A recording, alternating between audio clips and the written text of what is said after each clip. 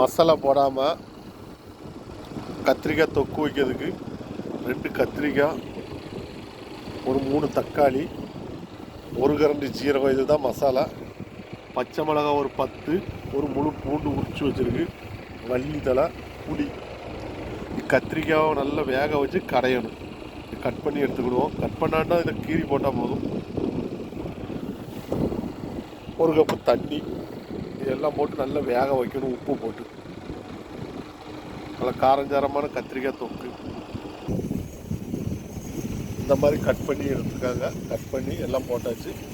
1 cup தண்ணி ஊற்றி, மற்ற தண்ணி வேக வைங்க, கடைஞ்சி எடுக்கணும். தேவையான அளவுக்கு உப்பு சேர்த்துருக்காங்க. உப்பு சேர்த்து நல்லா மூடி வச்சு வேக வைங்க.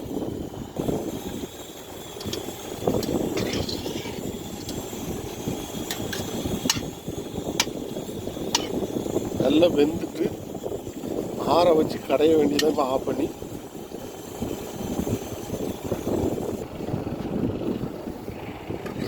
நல்லா ஆறின பிறகு மற்ற வச்சு நல்லா கடைஞ்சி எடுக்கணும். இதில் மசாலையே சேரல. இதில் இன்னும் லைட்டாக கடுகு போட்டு தாளிச்சு இறக்க வேண்டியதான்.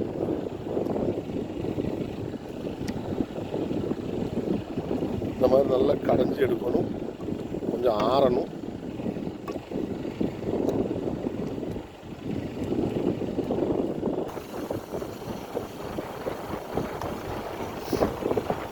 கடைஞ்சாச்சு.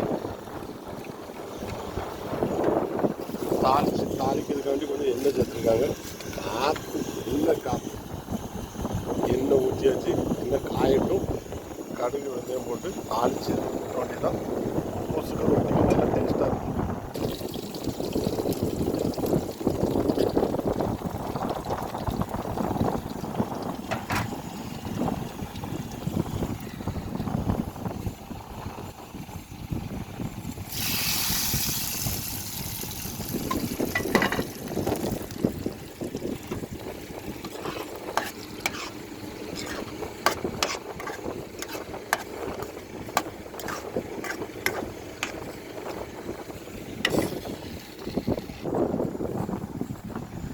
மல்லி இலை தூவ வேண்டிதான்.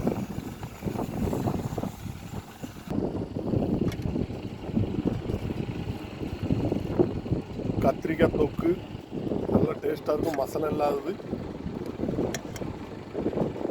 வாங்க, குப்பூசு ரொட்டிக்கு நல்லாயிருக்கும். எல்லோரும் சாப்பிட்றதுக்கு வாங்க.